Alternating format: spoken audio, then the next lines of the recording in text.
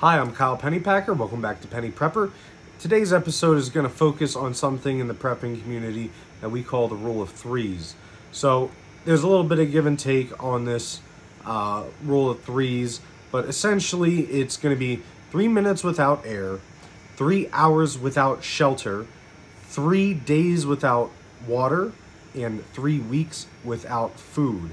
And like I said, there is some give and take depending on what type of food, what type of water, the shelter, the climate, and also the quality of air, stuff like that. We'll get into that a little later in the video, and also I will be doing specific breakdowns on each of the rule of threes. So stay tuned for that. Like and subscribe if you wouldn't mind, and let's get into it. All right, so the first one is going to be air. That's a general term. The breakdown is going to be by saying you can't get air into the lungs to oxygenate the blood, to get oxygenated blood to your brain. That's essentially the more direct route of saying what they're trying to say. But to break it down simply, if you're not getting air into your lungs for 3 minutes, you're going to be in a lot of trouble. So the first thing I would suggest is starting out small. I'm sure you probably have some masks laying around from COVID. That can at least filter out larger particles like dust, stuff like that. But a lot of them aren't designed for that. They're more designed to stop you from breathing on other people and breathing your germs on them. I personally have a Shamag. This thing's pretty nice, good quality. You can just wrap it around. I use it a lot in the wintertime, and it keeps my face and nose pretty warm. You can also go as far as N95 masks, which I'm sure you saw a lot of during COVID. You can also go with something like a gas mask, which if you're getting into prepping, that's probably something you want to wait a little bit more to invest in if you're not sure what you're going for. There's also something called SCBA, self-contained breathing apparatus, or SCUBA, which is underwater breathing apparatus. But SCBA is what firefighters typically use to enter burning buildings. That's how they get air while they're in there. It's a tank that sits on your back and hooks onto your face. But again, that's a lot more expensive. And you can go as far as if you have a area or a room of your house that you think that you can retreat to, and that's where you're going to be. You can get an air filtration system either for the whole home or just for that area. Even as far as if you were to get a bunker or something like that, you can get a nuclear, biological, chemical, and radiation rated filter. Those are a lot more expensive, so that's going to be a much later prep, but we will cover all of this in a later video, more tailored to the air part. All right, so the next one's going to be shelter. It's basically saying that you can't survive more than 3 hours without ideal shelter in inclement weather. I'm not saying that if you go out in the middle of a field with no clothes on in negative 20-degree weather, you're going to make it to that 3-hour mark. But there's a little bit of wiggle room on the 3 hours depending. If it's 75 degrees out and it's sunny and it doesn't look like it's going to be that cold at night, may not be your highest priority at the time. But we're going to keep going. So the first way that you can prepare shelter without having shelter is if you get an emergency blanket or the metallic looking blankets, even a emergency bivvy. Those things are pretty good, typically designed for one-time use, sometimes a little bit more, but those will really help you out if the weather turns bad or you need to hunker down for a little bit. Pull one of those out and at least get yourself situated for the duration of an emergency and then continue on your way. Also, you can get a tarp, something like that. That's more for if you have a full-on backpack, or even keeping it in your car and then taking it out whenever you need it. Your vehicle is shelter, so that's another thing. If you're stuck on the interstate and there's traffic around you, you're snowed in, try to stick in your vehicle as long as you can. Try to keep the gas running, keep the warmth going. And then also your home.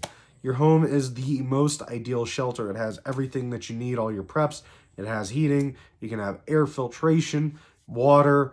Obviously, that can change very quickly, but typically it's a shelter that you don't want to leave if you can help it. All right, next on the list is going to be water. I personally feel as though water is the most important prep. It's also the most underrated prep. Not a lot of people getting into prepping think of or start with. So if you're watching this video, make sure that your water prepping is expanding with the rest of your preps. You don't want to all of a sudden go, oh, I have 3 months worth of food and about a week's worth of water. Obviously, most people think, oh, I can just get water from the tap and store it, like in a water bob, which can collect like 30 gallons of water from your bathtub. But what happens if you're not at home and something happens, the pipes get shut off, and you have nothing other than maybe a thing of water bottles down in the basement? Might not be the best solution. So start out small. Get those water bottles. I'm not saying that they're a bad prep. I'm just saying they're not great for long term because the chemicals seep into the water, stuff like that. They're not designed for long term storage.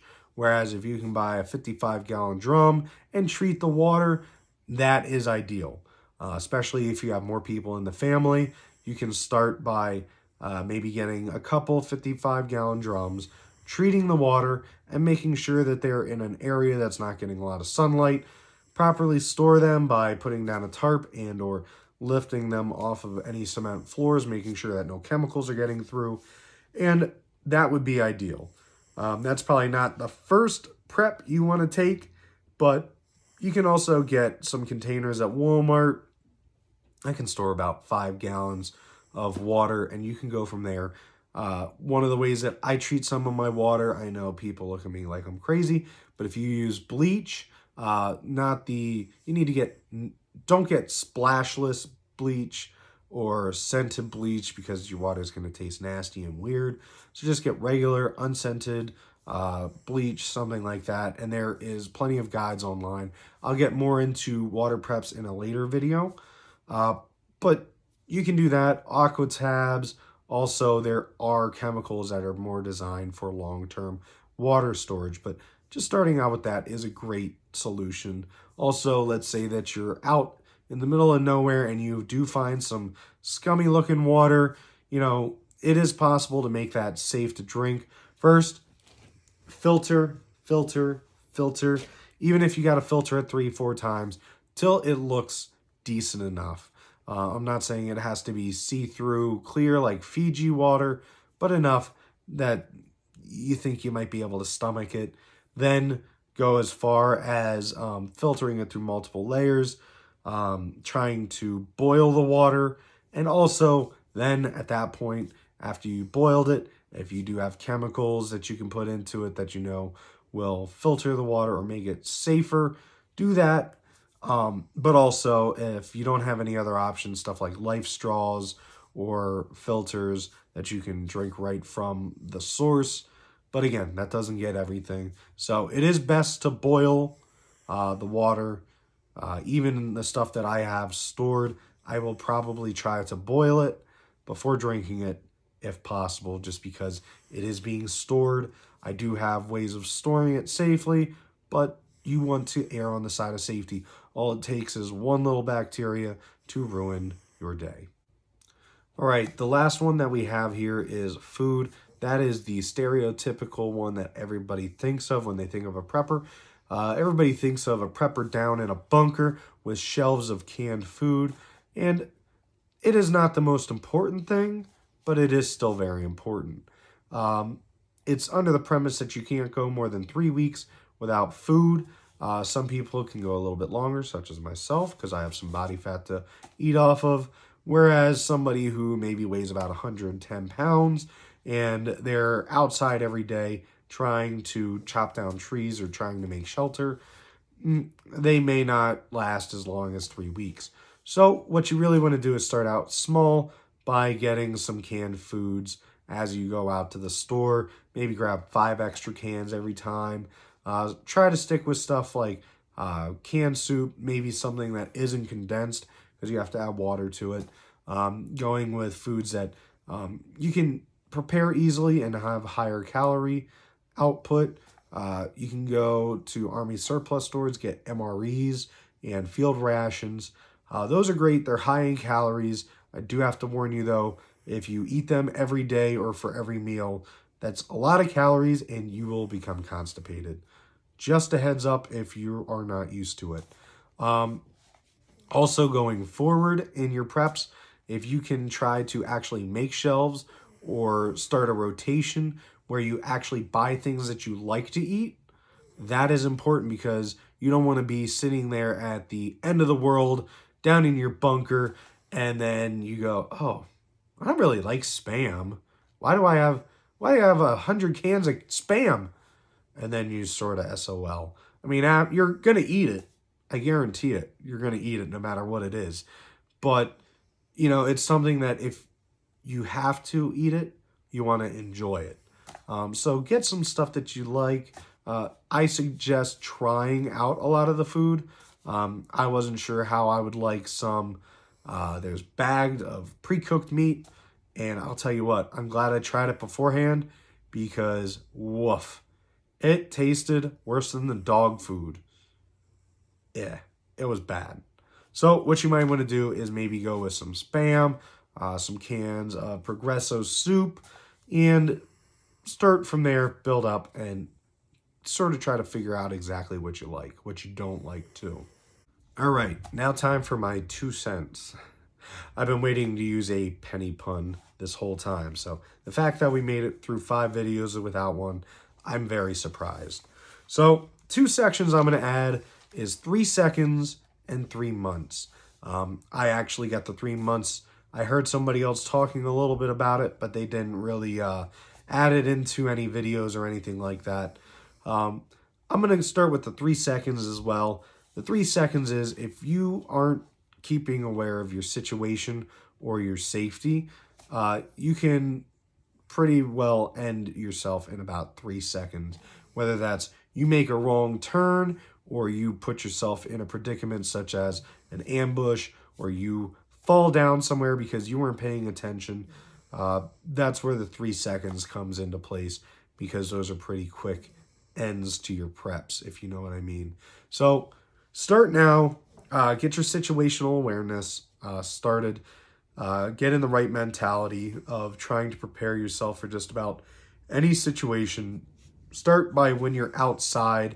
Instead of being on your phone looking down the whole time, maybe try to start people watching and try to see what they're about. That's something that I've always done, and especially working in security as well as in a prison, you get to notice things a lot. Also, with the 3 months, something that a lot of people don't think about is companionship or that human interaction.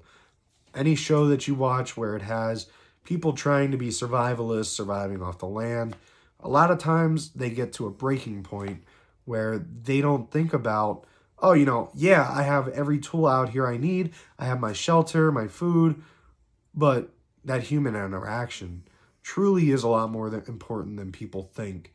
So if you have a group that you think that you can rely on during a time like this, COVID is a great example. So many people haven't seen their friends in years or family.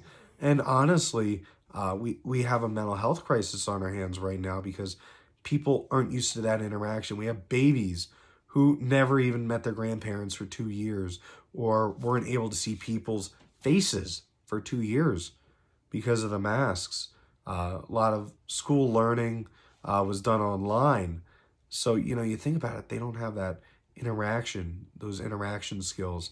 They're more happy to be on their phone than actually talk to a person. So, with that, make sure that, I'm blessed. I have somebody that I can ride out the any event with. I also have 2 wonderful dogs by my side. So that companionship right there will really ride me through any dark days. But if you don't have that person, get into a mutual assistance group. Start networking and trying to find people because after 3 months of no interaction, yeah, it seems nice at first, but not for long term.